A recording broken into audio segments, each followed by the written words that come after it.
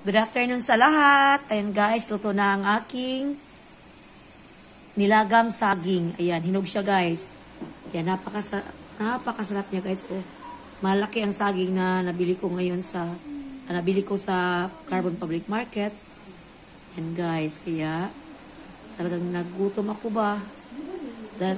Galing tayo sa init sa labas, kaya sabi ko, saging ang aking pananghalian ba?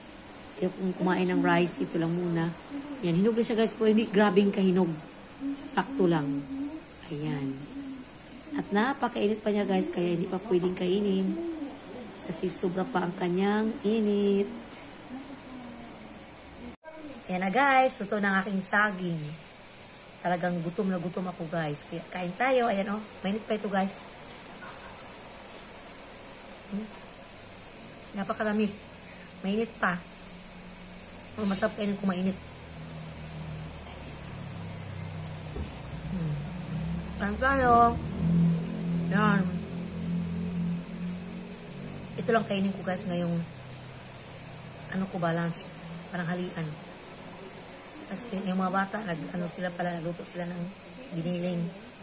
Tapos mamaya-maya baka magluto din ako ng ulam. Hindi ko alam kasi pagod ako guys, galing kasi sa bundok.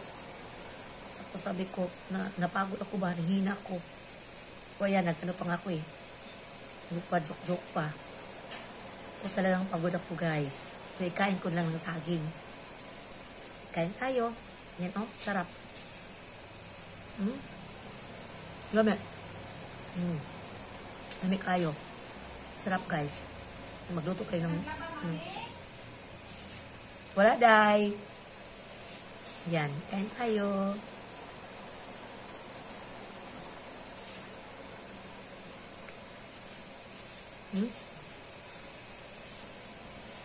Nag-aso-aso pa. Kasi sobrang init ba? Ayan.